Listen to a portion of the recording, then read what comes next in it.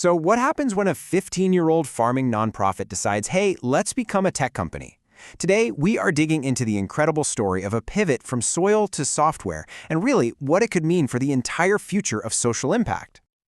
Okay, I know, it sounds like the beginning of a really weird joke, right? But the answer is actually at the very heart of our explainer today.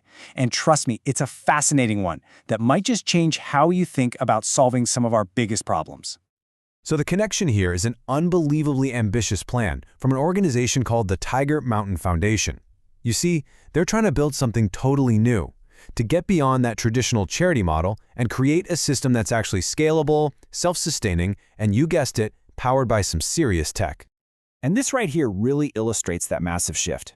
On the left, you've got the way most nonprofits work. They depend on grants, they're local, and they're basically asking for help. Tiger Mountain's new vision is on the right, a fee-for-service model built on a tech platform that sells a proven solution. Look, this isn't some small adjustment. It is a complete reinvention, from a charity into a social enterprise. But hang on, before we get into all the high-tech stuff, it is absolutely crucial to understand where they came from. Because this isn't some startup that was just born in a garage. The Tiger Mountain Foundation, or TMF, has spent more than a decade with their boots on the ground, building a powerful, real-world operation. So let's just walk through this history, because it's pretty impressive. It all starts back in 2007, turning empty lots into gardens. By 2015, they're co-launching a massive 19-acre urban farm. You fast forward to today, and they are a mature powerhouse. And the key takeaway here is that the physical and human foundation was proven to work for years before a single line of code was ever written. This tech pivot is built on a bedrock of real-world success. And just look at the scale of that operation we're talking about. Over 19 acres, thousands of volunteers every year, and real revenue from selling produce and landscaping services, all while mentoring at-risk populations. This is so much more than a community garden. It's a serious social and agricultural engine. And that engine is the foundation for everything that's coming next. So, this brings us to the real turning point in the story. After 15 years of success on the ground, TMF decided it was time to build a digital bridge, one that could match its physical scale. And that's the logical question, right? If it ain't broke, don't fix it. I mean, they were successful, they were growing, so why risk it all on this huge tech pivot? Well, the answer is ambition.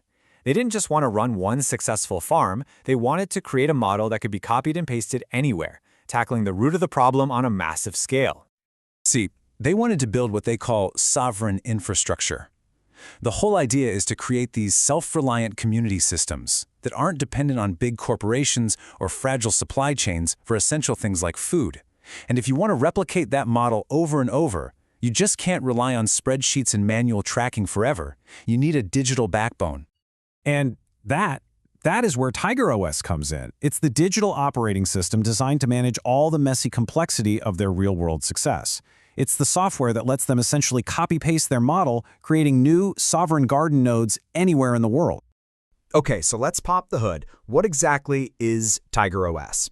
It's not just one single app, it's a whole suite of tools, and each one is designed to solve a very specific real-world challenge they faced.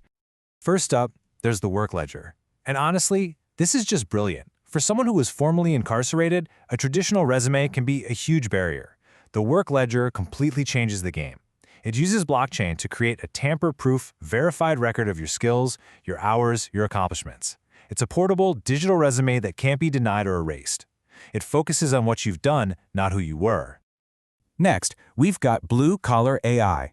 So how do you manage 19 acres of complex agriculture with a workforce that's mostly volunteers? Well, you give them a superpower. Using AI, a volunteer can just snap a picture of a plant and the system will tell them if it has a pest or a disease. This just dramatically increases efficiency and yield without needing a PhD in botany on every row. And this might be the most powerful piece of the whole puzzle, the clean slate. It uses a really advanced type of cryptography called zero-knowledge proofs. Now think of it like this. It lets you prove you have the key to a house without ever actually showing someone the key. This tool lets a participant prove a specific fact to an employer, like I have 400 hours of verified irrigation experience, without having to reveal their entire personal history. It's a way to get your foot in the door based on skills, not stigma. So you have the tech. It's amazing. But how do you turn that into a sustainable business? Well, TMF has a super clear 3-year blueprint to make that transition away from just relying on grants and donations. Their strategy unfolds in 3 main phases. Year 1, they call the root, and it's all about building that core platform. Year 2 is the node. That's when they prove it works at their main 19-acre farm. And then Year 3, viral liquidity. That's the tipping point, where the work ledger becomes so valuable for employers that it just drives mass adoption all by itself. And this chart right here, this tells the whole financial story in a nutshell. Look at year 1. They're funded almost entirely by grants. But by year 3, the whole model flips on its head. Grant funding drops way down. And it's replaced by revenue from B2B placement fees. That means companies are paying TMF to hire their verified graduates. This is the plan for financial independence. $1.2 million. Just let that number sink in for a second. That's their target for just a single revenue stream in year 3. It is the ultimate proof of their shift, from a charity asking for donations to a service provider earning revenue by delivering real, tangible value. So, as we wrap up, it's pretty obvious this isn't just about one farm in Phoenix. What TMF is trying to do is write a whole new playbook for social impact, one that merges that deep, on-the-ground community work with cutting-edge technology. And I think this quote from the team just captures their whole ethos perfectly. We do not just code, we cultivate. It's such a crucial reminder that for them, technology is always the tool, it's never the goal. The mission is still the same: cultivating people, cultivating land, and cultivating community. The code is just the new tractor that helps them do it at a scale they never could have imagined before. Which really brings us to the final, critical question. Is this hybrid model, this combination of deep, real-world experience with a scalable tech platform, is this the blueprint for how we solve other huge social problems? Can a charity really become a self-sustaining tech company? Well, TMF is placing a very bold bet that the answer is yes, and you can be sure the world will be watching to see if they can pull it off.